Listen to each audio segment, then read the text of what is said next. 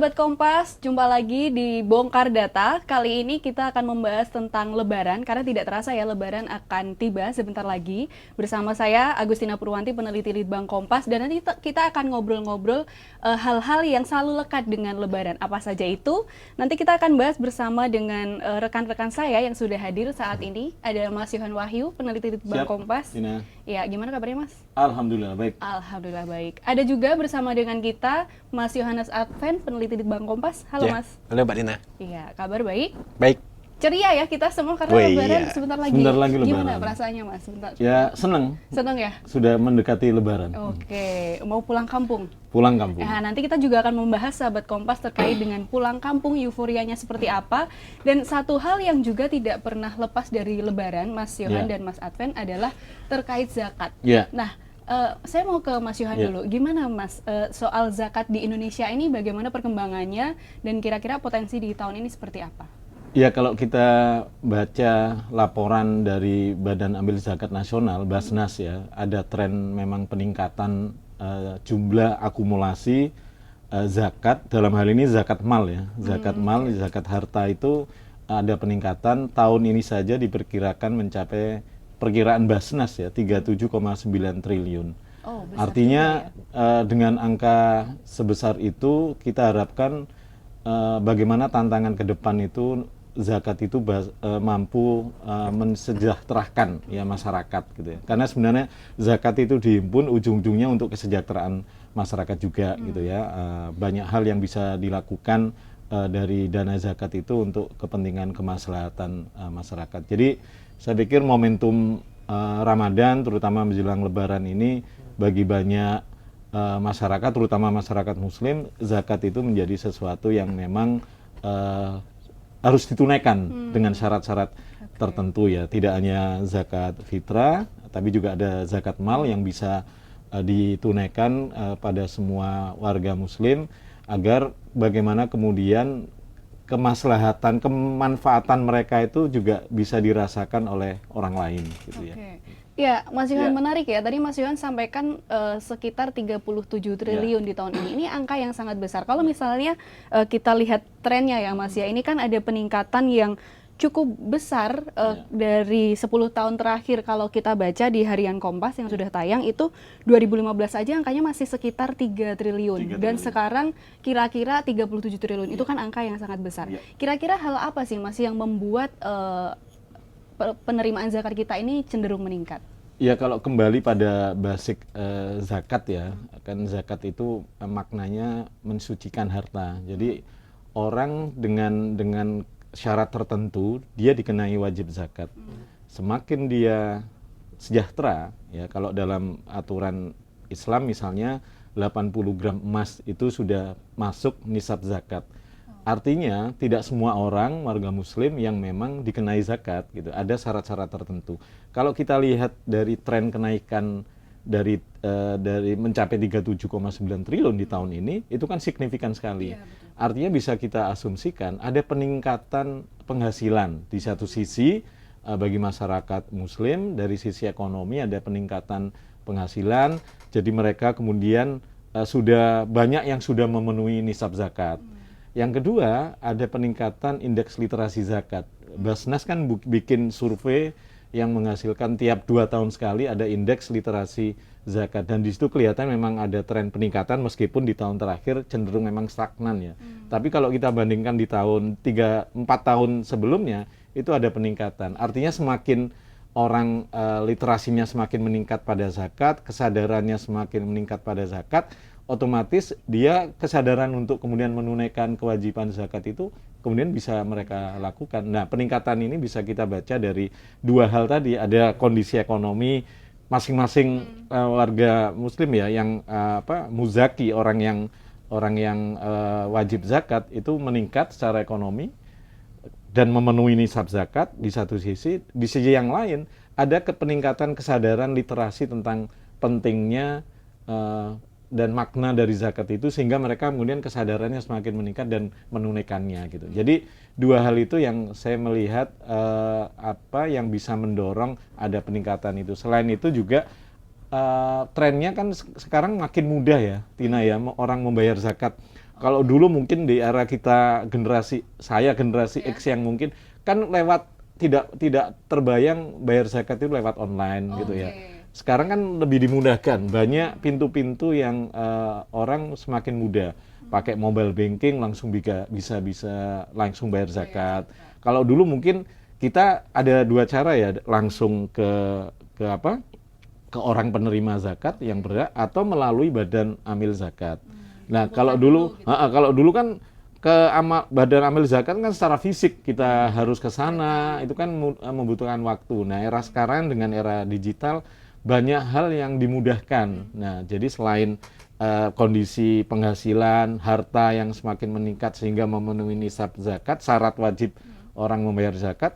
Yang kedua, kemudahan membayar zakat semakin banyak pilihan, dan yang ketiga indeks literasi terhadap zakat semakin meningkat. Jadi 3 faktor itu yang kami melihatnya sih itu bisa membaca kenapa ada tren peningkatan yang cukup signifikan terhadap penerimaan zakatnya. Iya, 10 kali lipat dalam 10 kali tahun lipat dalam itu 10 tahun luar terakhir biasa. ya. Iya. Terima kasih Mas Yohan, mungkin saya akan geser Siap. dulu ke Mas Adven ya. Oke. Menarik tadi Mas Adven kita bahas bersama soal zakat, bahwa ternyata ada peningkatan penerimaan zakat begitu ya oleh negara, dan karena tadi banyak kemudahan, kemudian literasi yang meningkat juga. Tapi kalau berbicara soal Ramadan dan Lebaran, itu selain zakat ada juga hal yang selalu identik dengan Lebaran, itu adalah mudik. Nah, bagaimana Mas Adven mengamati euforia mudik di tahun ini? Apakah sama seperti zakat yang juga euforianya cukup tinggi, atau gimana Mas Adven, temuan dari Litbang Kompas? Oke, terima kasih Mbak Tina. Kami di Litbang Kompas ini setiap tahun ya mengadakan jajak pendapat, khususnya terkait kegiatan mudik atau dinamika mudik seperti itu. Oke. Dan kali ini kami melakukan jajak pendapat pada 4-7 Maret. Nah, Belum dari situ lama ya? belum lama, memang sudah kami rancang untuk dilakukan ketika sudah saat bulan Ramadan begitu. Artinya sudah vibes-nya udah vibes menuju Lebaran begitu kan. Nah, yang kami dapatkan yaitu salah satunya pemudik ini memilih transportasi mobil pribadi. Oke. Ya, paling Kenapa banyak itu, mobil Mas? pribadi. Kalau mobil pribadi itu mayoritas itu sekitar sekitar 30% lebih. Artinya gampangnya 4 dari 6 pemudik ya akan memilih transportasi mobil pribadi. Tapi mobil pribadi ini pun ada variasinya. Di situ ada mobil yang memang punya sendiri atau mobil yang mereka sewa dari rental begitu. Tapi kita tidak bicara detailnya. Yang akan saya sampaikan adalah yang mudik menggunakan mobil pribadi ini kemana saja sih, Nah, gitu itu. kan. Jadi data yang kami peroleh dari jajak pendapat itu secara nasional nih ya, dari seluruh Indonesia, dari 38 provinsi didapati bahwa 48% ini akan melakukan perjalanan antar kota dalam provinsi. Oke, Antar kota dalam provinsi. Artinya hampir setengah ya, mereka hanya bepergian di dalam provinsi saja, begitu Mbak Dina. Kemudian yang kedua ada antar kota antar provinsi, sekitar 27,6%. Artinya ini adalah kelompok pemudik yang pakai mobil pribadi dengan apa istilahnya, jarak tempuh paling jauh. Lebih jauh. Paling jauh bisa dibilang. Misalnya seperti dari itu. Jakarta ke Jawa Tengah itu ya? Ya, antar seperti kota, antar contohnya. provinsi. Ya, Oke. seperti itu contohnya begitu. Kemudian ada 24,4% yang hanya mudik di dalam kota saja. Artinya nanti di hari H itu silaturahmi aja Oh, di sekitar silaturahmi. tempat tinggal seperti Oke, itu. oke. Tapi yang cukup menarik itu Ya. kan secara nasional gitu ya Mbak Betul. Tina, Mas Yohan. Ya. Ketika saya zoom in, ketika Oke. saya lihat lebih dalam dari gugus pulau nih, saya kelompokkan menjadi 3, Jawa, Sumatera, dan luar Jawa dan Sumatera. Artinya termasuk Kalimantan, Sulawesi, Indonesia Timur dan Papua, sebagainya ya. begitu ya. Oke. Nah, menarik kalau di Sumatera itu 73% mereka perjalanannya antar kota dalam provinsi. Sumatera. Sumatera ya, misalnya nih ada keluarga yang di Palembang begitu ya, ya dia mudiknya ke misalnya Lubuk Linggau atau Pagar Alam yang masih satu provinsi. Sama-sama di Sumsel. Ya, cuman kita perlu perhatikan bahwa antar kota dalam provinsi di Sumatera itu relatif lebih jauh daripada di Jawa, Jawa, begitu. oke, Makanya benar-benar juga. statement saya di awal bahwa yang mudik paling jauh itu adalah yang antar kota antar provinsi, mungkin berlaku di Pulau Jawa, belum tentu di Sumatera, begitu kan. Oke. Makanya memang masyarakat di Sumatera ini paling banyak mereka antar kota dalam provinsi seperti itu. Nah, di luar Jawa dan luar Sumatera juga begitu, Mbak Tina, Mas Yohan, yaitu 54% antar kota dalam provinsi juga. Nah, di Jawa, cuma di Jawa nih yang antar kota antar provinsinya mendominasi. Begitu ya, itu 41% paling banyak. Karena mungkin kita melihat juga banyak migrasi yang dari misalnya Jawa Tengah, kemudian ke DKI Jakarta, dari Jawa Timur dan sebagainya begitu ya Mas ya? Ya, betul. Nah, kalau dari hasil jajak pendapat secara sekilas sebenarnya yang antar kota, antar provinsi itu paling banyak yang berasal dari Jakarta. Provinsi Jakarta, begitu. Berangkat mudiknya? Ya, berangkat mudiknya. Tapi Oke. tujuannya bervariasi. Ada yang Jawa Barat, ada yang Jawa Tengah, bahkan Jawa Timur. Begitu. Ada yang keluar Jawa juga Ada, mungkin? misalnya ada Oke. yang sampai ke Lampung, Sumatera Selatan, Dan sebagian. itu mereka juga pilihannya naik mobil? Ya, naik mobil Oke. pribadi.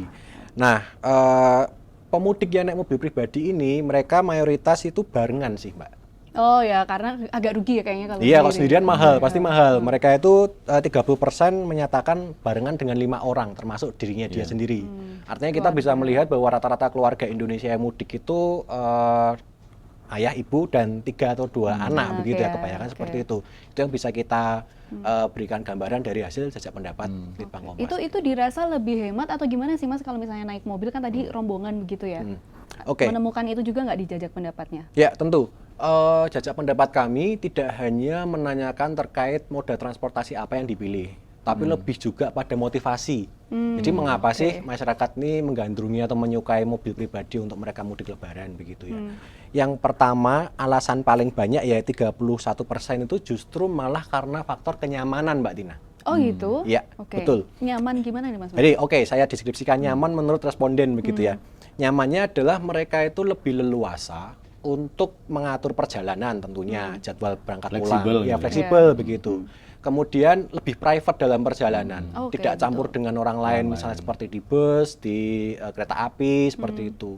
Karena kan perjalanan mudik ini relatif lama ya biasanya ya lebih dari 2 jam, 3 jam bahkan lebih seperti itu. Karena Artinya memang- macet juga kadang kan jadi lama. faktor macet juga menjadi pertimbangan di situ sehingga mobil ini dianggap sebagai transportasi yang paling nyaman menurut keluarga yang mudik besok itu. Nyaman dan aman mungkin tadi ya, Ya. karena kan jadi lebih bisa terkontrol ya, karena dalam satu lingkup sama-sama keluarga atau mungkin rekan begitu. Ya benar, memang belakangan ini ya Mbak Tina Mas Johan, seperti yang kita ketahui kejadian pencurian di kendaraan umum itu semakin rame, Oh benar. viral di media sosial. Misalnya di bis PO ya. tertentu gitu kan, bawa laptop pulang-pulang jadi keramik, pulang-pulang jadi Iya, buku buku, akuntansi yang gede iya, gitu betul. kan. Nah itu juga menjadi barang pertimbangan yang sangat krusial bagi keluarga dan juga mereka biasanya kalau naik kendaraan pribadi barang bawaannya itu banyak. Bahkan Oh iya benar, di atas sampai di atas atap, gitu ya. nah kayak gitu. Iya, iya, Itu betul. juga menjadi satu faktor yang mendorong mereka setiap tahun untuk ya udah pakai mobil aja gitu. Nah tadi soal Mbak Tina tanya tentang biaya, justru itu faktor yang kedua Mbak Tina. Oh gitu, Ya. jadi lebih kenyamanan dulu ya. Mereka Oke. mengutamakan kenyamanan dan faktor kedua adalah lebih murah dibanding dengan transportasi umum. Nah coba kita bayangkan misalnya satu keluarga 5 orang gitu ya. Simulasi nih Oke. mudik dari Jakarta ke Jogja. Iya. Paling tidak kalau kereta ekonomi tiket ya around sekitar 300.000 ya satu orang ya. Satu orang 300.000 dikali 5 1,5 ya kan? PP udah 3 juta Iya. begitu. Itu hanya untuk pulang perginya aja hanya ya? pulang perginya aja, belum kehitung dari rumah ke stasiun ke tempat Oh iya, mudiknya dan sebagainya begitu ya. Nah kalau saya perhitungkan apabila jaraknya sama nih Jakarta sampai Jogja ya, perbandingan naik kereta dengan naik mobil sama-sama 5 orang nih satu keluarga bisa hemat 1 juta. Oh iya. Bensin atau BBM ya dengan tol itu kira-kira 2 juta rupiah untuk perjalanan satu unit mobil isi 5 orang dalam satu keluarga. Apalagi kalau misalnya Lebaran tuh kan biasanya pemerintah itu menghadirkan program-program diskon tarif tol Ya. begitu ya, itu bisa lebih menghemat lagi ya untuk Ya, benar. pengeluaran ya. Ya benar Mbak. Oke, menarik. Nah, itu preferensi masyarakat untuk mereka mudik dengan mobil itu memang di tahun ini aja atau apakah Litbang Kompas juga melakukan tren dan ini memang sering terjadi pilihannya mobil seperti itu? Oke, Litbang Kompas kan seperti saya tadi bilang di awal yang melakukan jajak pendapat terkait dengan transportasi Lebaran ini sudah beberapa tahun belakangan ini dan memang mobil ini paling dominan sebagai kendaraan Favorit pribadi, ya. favorit kendaraan pribadi begitu. Di luar itu sebenarnya ada motor juga begitu, tapi nanti motor kita bicarakan di segmen berikutnya atau Oke, kesempatan lainnya begitu baik, karena menarik mudik motor ya. ini sangat menarik. Kenapa? Pemerintah setiap tahun berusaha untuk menekan pemudik motor. Mereka ditawarin motis, Iya, kereta iya. api dan Tahun lain ini sebagainya supaya apa? Menekan angka kecelakaan. Oh, karena Begitu, memang Mbak. angka kecelakaan relatif lebih tinggi lebih ya? paling kalau tinggi di sepeda mobil. motor. Nah, itu nanti cerita yang lain. Oke. Menarik ya. Tadi berbicara soal mudik, Mas Yohan mudik Ya. juga tahun ini? Insya Allah mudik. Insya Allah mudik. Pakai apa, mobil Mas? juga. Mobil Nah, juga. Nah, ini ini mungkin salah satu pelakunya.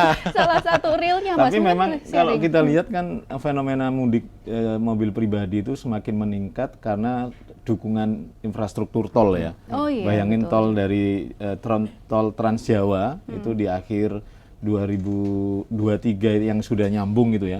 Itu makin meningkat. Saya termasuk orang yang mengalami bagaimana proses tol itu belum jadi sampai kemudian full oke. sampai Surabaya ya, sampai Probolinggo, dari Jakarta sampai Probolinggo di Jawa Timur. Itu bagaimana orang kemudian lebih banyak makin menggunakan kendaraan pribadi karena supporting sistem jalan itu makin mendukung untuk pilihan itu gitu loh. Infrastrukturnya Di udah samping tersedia. kenyamanan, keamanan, ya ini ke lapangan oke. ya. Betul, Karena kan kalau tidak ada tol dulu saya merasa tingkat potensi macet itu lebih tinggi. Tinggi. Terutama ketika kita ke arah Cikampek, lolos dari Cikampek itu harus butuh extra time yang lebih ya. Nah, ketika sudah ada tol Trans Jawa itu sudah tidak ada problem-problem macet itu gitu. Jadi itu akan makin membuat orang semakin menjatuhkan pilihan ke kendaraan pribadi. Tapi tentu ketika dia sudah tiga orang lebih lah ya. Tapi kalau masih 2 orang Ya, atau satu satu orang, orang. itu sebenarnya dari sisi ekonomi rugi, Rugi, karena iya. tolnya juga tidak murah gitu ya, murah. dan kan butuh juga driver yang kadang gantian gitu ya. Kalau dia sendirian itu cost-nya sih lebih besar. Lebih Tapi kan besar. seperti yang tadi hasil jajak pendapat, umumnya orang mudik itu bareng-bareng Bareng-bareng, ya, keluarga atau berkelompok, rombongan. minimal lebih dari 3 orang lah dari satu Dan mobil itu. tadi lebih fleksibel ya, bisa Lebih mampir fleksibel. kemana, mampir Ha, kemana. karena kan Oke. mudik itu pengalaman pribadi juga menjadi ajang rekreatif gitu Ya. ya, healing Oh, gitu loh. healing. Kadang macet itu healing. Oh gitu, Mas? Kalau dulu ya karena orang kan sudah siap secara psikis ya. Oh, Ya. jadi memang ketika asal memilih macetnya mudik- nggak terlalu parah ya. asal ya, ya. Kan macetnya ya sesuatu yang tidak bisa dihindari. Betul. Tapi sejak tol Trans Jawa, saya pikir yang sebagian besar menjadi pilihan jalur ya dari Jakarta ke Jawa Tengah, Jawa Timur itu cukup membantu gitu ya. Jadi ada kenyamanan, keamanan dan kelapangan. Iya. Ya. Jadi orang cenderung kan banyak iklan-iklan atau yang ditawarkan oleh penyedia jasa tol, tempat-tempat rekreasi Rest ya, area. di jalur-jalur tol, exit ini, kalau oke, mau oke. kuliner, exit ini, kayak gitu. Jadi itu menjadi sesuatu yang juga jadi daya tarik. Daya gitu ya. tarik. Oke. Tadi kan Mas Yohan ternyata pelaku Pelaku real gitu saya, ya. pelaku Apa real, mudik tiap tahun. dengan Ya. mobil yang ternyata Ya. juga mayoritas masyarakat memilih Ya. itu. Tadi kan Mas Yohan juga menceritakan dulu mengalami ketika belum ada tol dan Benar. sekarang sudah. Nah, itu beda waktunya Sangat. signifikan banget ya, Mas. Sangat. Jadi waktu itu belum ada tol Trans Jawa sampai Cikampek aja. Keluar menuju Cikampek dari tol Jor ke Cikampek itu sudah macet karena padat ya. Padat sementara jalur tol terbatas dan kita harus melalui itu. Kepadatan itu keluar Cikampek itu relatif longgar tapi kan tetap kepadatan tetap ya. Nggak ada tol lagi tuh.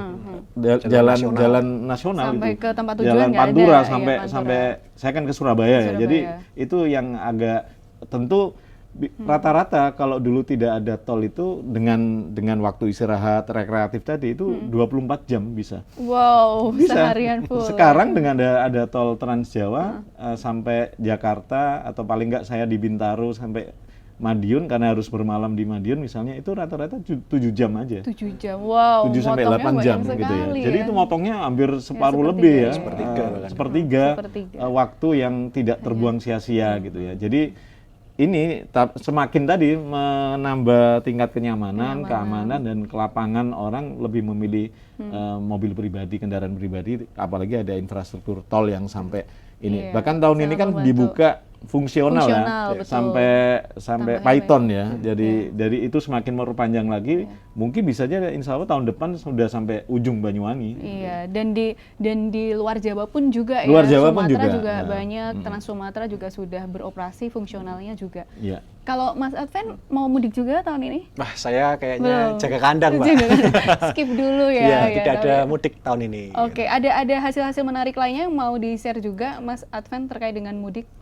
Oke. Kalau mudik Lebaran ini kan sebenarnya memang terjadi dari tahun ke tahun begitu ya. Mungkin kalau dari pemudik mobil begitu. Dari segi biaya yang dikeluarkan, ya kan? Kalau dari kami kan melihatnya, menanyakan waktu di jejak pendapat ya di telepon, berapa sih Bapak, Ibu, Mas, Mbak kira-kira biaya yang dikeluarkan begitu kan? Nah, mayoritas ketika mereka memilih mobil pribadi ya di angka 1 sampai dengan 2 juta begitu. Sudah cukup ya. Sudah itu cukup. ya. Nah, kalau tadi saya mensimulasikan mengambil jarak antara Jakarta dengan Jogja, berarti kan kita bisa membayangkan, oh ya berarti mereka PP habisnya segitu. Memang benar apa yang saya simulasikan dengan apa yang disampaikan oleh responden dalam jajak pendapat di Bank Kompas begitu. Artinya memang soal budgeting ini tadi ya Mas Johan, mungkin Mas Johan bisa cerita, bisa diatur dari awal begitu, habisnya berapa bisa diperkirakan. Artinya Lebaran ini kan salah satu momen belanja yang besar-besaran ya, betul. Nggak cuma transportasi, nanti mungkin termasuk juga ya semua hal lah, makanan, pakaian dan sebagainya gitu. Artinya kan harus budgeting lebih rapih. Nah, naik kendaraan pribadi ini salah satu yang bisa untuk mengontrol pengeluaran secara cermat. Begitu kah Mas Yohan? Iya, paling nggak predictable apa ya, yang bisa diprediksi cost-nya kan dengan kendaraan pribadi ya. Paling nggak tol, jarak tempuh tol kan kita udah tahu fixed price-nya kan, kemudian sampai PP, kemudian bagaimana BBM, kan kita udah, saya hampir 10 tahun lebih ya, tiap tahun selalu pakai mobil, artinya konsumsi kebutuhan bahan bakar untuk kebutuhan mudik dan arus balik kita udah tahu fix. Tinggal bagaimana mengelola kebutuhan-kebutuhan yang di luar perjalanan itu yang sebenarnya. Tapi kalau khusus yang perjalanan baik mudik sama arus balik itu sudah bisa kita kalkulasi gitu ya. Iya, oke. Menarik, diskusinya menarik, tapi kalau ngomongin Lebaran ini kan memang banyak hal ya yang bisa kita diskusikan, dan kita tahu Bank Kompas juga melakukan banyak kajian-kajian terkait dengan Lebaran, tapi kayaknya akan sangat panjang kalau kita bahas sekarang. Mungkin nanti kita diskusikan di edisi berikutnya. Tapi terima kasih Mas Yohan untuk diskusinya, menarik sekali tadi terkait dengan zakat ya. Kita berharap meskipun 2025 ini kan mungkin kalau banyak dibilang kondisi ekonomi masih agak kurang menguntungkan begitu ya, tapi tadi Mas Adven juga sampaikan, berbicara soal Lebaran itu kan selalu orang euforianya tuh tinggi banget, jadi apapun yang terjadi itu biasanya belanjanya tetap akan dikeluarkan lebih banyak begitu ya. Apakah memang seperti itu? Nah, nanti kita lihat seperti apa hasilnya. Dan terima kasih juga Mas Adven, tadi ulasan soal mudiknya menarik ya, tapi mungkin juga perlu diperhatikan oleh sahabat Kompas, meskipun tadi nyaman dan bisa dikalkulasi, tapi tetap harus berhati-hati ya, karena kita tahu Lebaran itu kan padat sekali, pasti akan banyak trouble di jalan begitu. Nah, Mas Yohan yang nanti akan mudik, semoga perjalanannya lancar. Mas Adven yang jaga kandang juga lancar dan sehat, dan sahabat Kompas semuanya yang nanti juga akan mudik, semoga semuanya berjalan dengan lancar. Tapi ingat, Ramadan belum selesai, masih harus dituntaskan. Jadi sekian dulu diskusi kita pada hari ini, dan selamat melanjutkan ibadah puasa dan sampai merayakan Lebaran berikutnya. Dadah, terima kasih.